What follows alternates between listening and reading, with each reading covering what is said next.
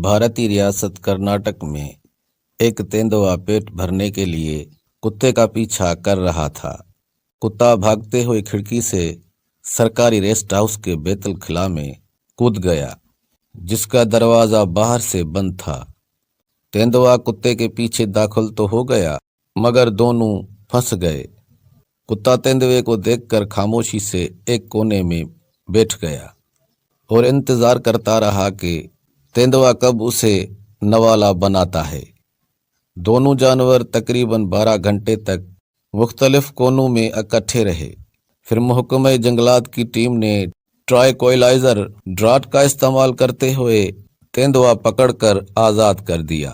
اب سوال یہ ہے کہ بھوکے تیندوے نے کتے کو کیوں نہیں کھایا، حالانکہ وہ اسے کھانے کے لیے ہی پیچھا کر رہا تھا، جبکہ بند واش روم میں وہ یہ کام آسانی سے کر سکتا تھا۔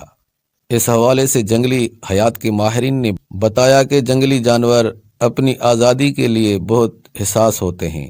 جیسے ہی احساس ہوتا ہے کہ ان کی آزادی چھین لی گئی ہے، وہ گہرا دکھ محسوس کر سکتے ہیں، اتنا کہ وہ اپنی بھوک پیاس بھی بھول جاتے ہیں۔